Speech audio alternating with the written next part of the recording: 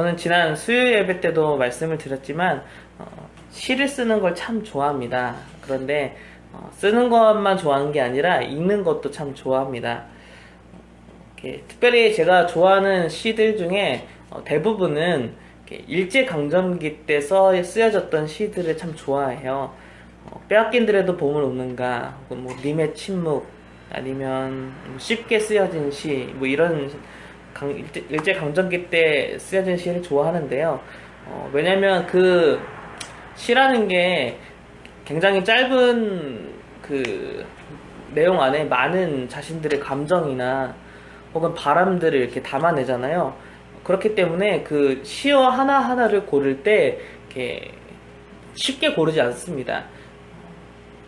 많은 의미를 담고 있는 그런 비유적인 시어들을 이렇게 고르는데 특별히 일제강점기 때 쓰여진 시들을 읽어보면 그 시어 하나하나에서 얼마나 이분들이 간절한 바람과 안타깝고 힘겨운 마음으로 그 모든 마음들을 태우고 가야서 이 하나하나의 단어들을 선택하고 이 글을 썼을까라는 거를 보면 그 시를 사랑할 수밖에 없는 것 같아요.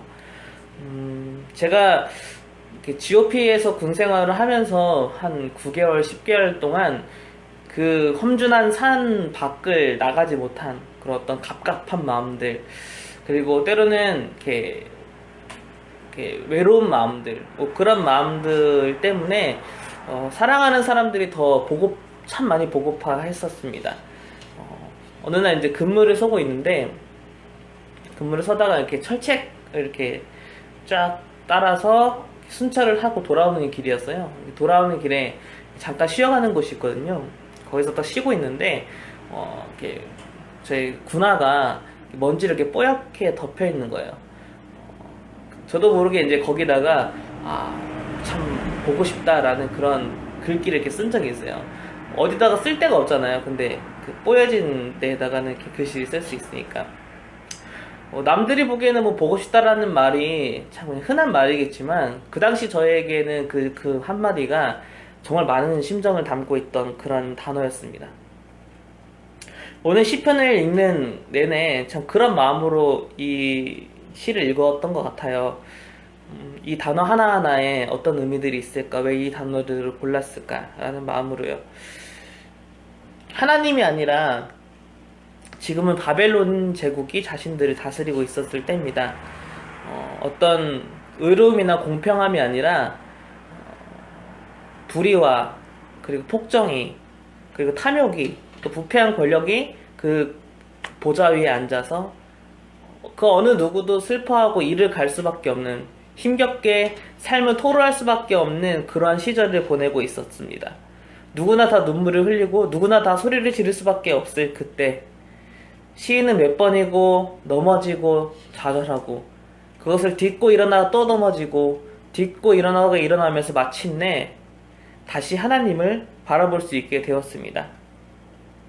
그러면서 이렇게 고백합니다. 여호와께서 다스리시나니 땅은 즐거워하며 허다한 섬은 기뻐할지어다. 그렇게 노래를 시작합니다. 여호와께서 다스린다는 말 지난 화요일에도 함께 나눴지만 하나님이 왕이시다라는 그런 표현입니다.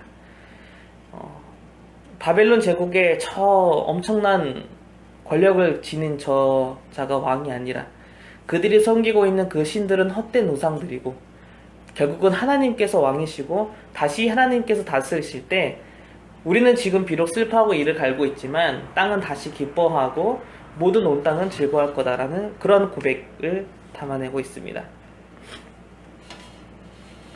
시인은 지금 간절하게 하나님을 기다리고 있습니다.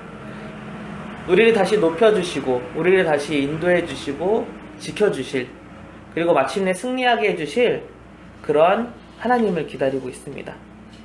대적들을 무찌르시고 공평함과 정의로 세상을 바로잡아 주실 그런 하나님의 임재를 기다리고 있습니다. 그래서 2절은 이렇게 얘기합니다. 구름과 흑암이 그를 둘렀고 의와 공평이 그의 보좌의 기초로다 라고 그렇게 얘기합니다. 이 단어 하나하나를 고를 때 얼마나 신중히 골랐을까요? 구름과 흑암이 그를 둘렀고 노예와 공평함이 그 보좌의 기초다. 구름이란 단어는요, 언어적으로 보면 짙은 구름이라는 그런 단어인데요. 일반적인 구름이 아니라 바로 광야길에서 자신들을 지켜줬던 구름 기둥을 표현할 때 그 단어. 그리고 그 광야에서 임시로 지었던 성막 위를 떠돌았던 그 구름. 그래서 그 구름이 움직이면 자신들도 움직이고, 구름이 멈춰서면 자신들도 멈춰섰던 그 하나님의 임재를 상징하는, 우리와 지금 하나님이 함께하고 계시고 우리를 지켜주고 계시는 그 구름을 떠올리는 단어를 기록하고 있습니다. 비록 우리는 지금 포로에 잡혀 있지만 그 구름이 다시 우리 가운데 빽빽히 임하여 주시길 바라고 있는 거죠. 흑암이란 단어는요, 하나님이 천지 창조를 하시기 전에 혼란한 상태를 뜻하는 그 흑암이란 그 단어가 아닙니다. 이 단어는 아주 빽빽하고 어둡게 된 꽉 찬 구름의 상태를 뜻하는 단어예요. 솔로몬이 성전을 봉헌했을 때, 그때 온 하늘을 가득 채웠던 그 하나님의 임재, 그 구름을 뜻하는 단어가 바로 오늘의 흑암이라는 단어입니다. 그러니까 지금 시인은 간절하게 그 하나님의 임재를 기다리고 있습니다. 비록 성전은 파괴되고 지금은 성전이 없지만, 그리고 자신들의 나라도 멸망했지만, 한때 너무나 충만하고 너무나 가득했던, 그래서 우리를 올바른 길로 인도해 주시고 지켜주셨던 그 하나님의 임재를 다시 바라고 있는 거죠. 참 어려운 고난과 힘겨운 사투 끝에 시인은 한 가지를 깨달았고 또 한 가지 용기를 낼 수 있었습니다. 바로 지금 성전은 파괴됐지만 그 눈에 보이는 성전은 중요하지 않다는 겁니다. 그 성전이 중요한 게 아니라 그 위에 가득 찼던 그 하나님의 임재, 그 구름과 같은 주님의 함께하심이 더 중요하다라는 걸 깨달았고요. 그래서 시인은 지금 용기를 내고 있습니다. 비록 성전은 없어도 그 위를 덮었던 구름이 우리를 지금 덮어달라고, 우리를 지켜달라고 그렇게 기도하고 있습니다. 그렇다면 시인은 또 이들은 왜 하나님을 기다리고 있을까요?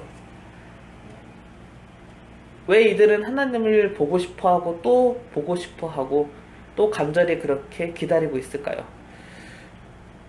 2절에 나오는 표현처럼 하나님은 의와 공평으로 다스리기 때문입니다. 하나님이 다스리시면 누구나 다 즐거워하고 기뻐하고 평안하기 때문입니다. 심지어 하나님은요, 자신들에게도 공평하셨습니다. 이스라엘에게도 공평했습니다. 자신들의 다윗의 자손에게도 하나님은 의로우셨습니다. 하나님은 공평하셨기 때문에 남유다가 멸망했습니다. 하나님이 공평하셨기 때문에 자신들은 망할 수밖에 없었습니다. 하나님이 의로우시기 때문에 지금 이들은 벌을 받고 있습니다. 생각해보니 그런 거예요. 우리가 그렇게 죄를 짓고 하나님을 떠났는데 우리가 망하지 않는다면 하나님은 공평하지 않으시다. 우리가 그렇게 범죄하고 하나님을 떠나 우상을 섬겼는데 우리가 망하지 않는다면 하나님은 의로운 분이 아니시다. 우리가 지금 고난을 겪고 있지만 그 고난을 통해서 의식이 성장했습니다. 하나님은 우리에게도 공평하신 분이구나. 하나님이 그렇게 변함없이 신실하게 세상을 다스리고 있기 때문에 우리가 다시 기대할 수 있는 거는 변함없이 의로우신 하나님이시구나 라는 걸 시인은 깨닫고 기도하고 있습니다. 사실 우리도 여행을 바랄 때가 있는 것 같아요. 하나님을 떠나고 또 다른 것을 사랑하면서도 여전히 하나님께 사랑받고 싶어하고 하나님 우리를 지켜주고 도와주기를 바랄 때가 많습니다. 돌이켜보면 그렇습니다. 나의 허물에 대해서는 관대하면서 그렇다고 다른 사람의 허물에 대해서 어떻게 얘기할 자격이 없는 거죠. 하나님이 나를 이렇게 공평하게 대해주시고 때로는 질책도 하고 또 잘못했을 땐 벌을 받고 혼나는 게 오히려 나에게 더 소망이 된다는 것을 깨닫는 것입니다. 잘못 가고 있는데 분명히 잘못 가고 사망의 길로 가고 있는데 아무도 그 사람을 막지 않고 손 놓고 있다면 그것만큼 절망스러운 상황도 없겠죠. 그래서 시인은 참 올바른 권면을 합니다. 10절에 보니까요. 여호와를 사랑하는 너희여 악을 미워하라 라고 그렇게 권면합니다. 우리가 악을 미워하지 않고 악을 사랑하고 있습니다. 그런데 하나님께 악인을 심판해달라고 기도하면 참 그것은 미련한 기도입니다. 나를 심판해달라는 것과 똑같기 때문입니다. 그러니까 우리는 악을 미워하고 다시 하나님을 사랑하자. 왜냐하면 하나님은 악인을 심판하시고 의인들을 구원하시는 분이시기 때문에 우리 다시 하나님을 사랑하자. 참 올바른 권면을 하고 있습니다. 이러한 권면은 11절과 11절의 12절의 말씀에서 절정을 달합니다. 시인은 무조건 우리를 구원해달라고 그렇게 기도하지 않습니다. 우리가 하나님의 심판으로 인해서 기뻐할 거라고 말하지 않습니다. 누가 하나님의 임재를 기뻐할 수 있습니까? 그 쏟아지는 불과 오늘 말씀 보면 그 내리치는 번개 속에서 모두가 다 벌벌 떨고 두려워하고 있을 때에 감사할 수 있는 사람, 기뻐할 수 있는 사람은 누구입니까? 11절과 12절의 말씀을 보면 바로 의인입니다. 하나님이 악인을 심판하신다면 그 심판을 피할 수 있는 자들은 바로 의인들일 것입니다. 그래서 우리는 다시 하나님 앞에서 의인이 되자. 하나님 말씀에 다시 순종하자. 그래서 하나님의 임재를 다시 기다리고 하나님이 그 악인들을 심판했을 때 우리는 그 심판을 즐거워할 수 있는 의인이 되자라고 그렇게 다시 마지막으로 권면하면서 이 시를 끝내고 있습니다. 말씀을 통해서 다시 한번 생각해 봅니다. 우리 또한 언제나 하나님이 우리의 삶을 다스려 주길 바랍니다.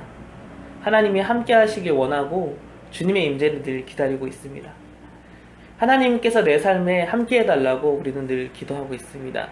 하지만 돌이켜야 합니다. 하나님이 함께 하신다는 것은 의와 공평함으로 나를 판단하신다는 겁니다.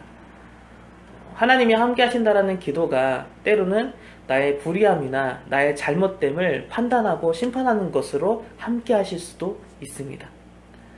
그렇기 때문에 우리는 하나님의 임재와 하나님의 다스림을 바라지만 먼저 돌이켜야 될 것은 우리가 의롭게 되는 것입니다. 하나님의 그 판단과 하나님의 공평함 속에서 하나님의 의로움 속에서 나는 내 삶을 돌이킬 것이 없는지 다시 한번 돌아봤으면 좋겠습니다. 내 삶이 비록 하나님 앞에서 부끄러운 모습 또 잘못된 것이 있다면 그것이 삶을 어렵게 할 때에 오히려 그게 더 희망이 된다는 것을 기억했으면 좋겠습니다. 하나님이 나를 공평하게 대하신다는 것이 내 삶의 가장 큰 소망이라는 것을 다시 한 말씀을 통해서 기억했으면 좋겠습니다. 그리고 오늘 한번 이 말씀을 통해서 우리의 삶을 돌아봤으면 좋겠습니다. 내 삶도 하나님 앞에서 돌이킬 것이 없는지 돌아보셨으면 좋겠고요. 그리고 오늘 우리의 삶에 그 구름과 같이 함께 하셔서 우리를 지켜주시고 인도해주시는 그 주님의 임재가 가득한 하루가 되길 원하는 소망을 담아서 우리 함께 기도했으면 좋겠습니다.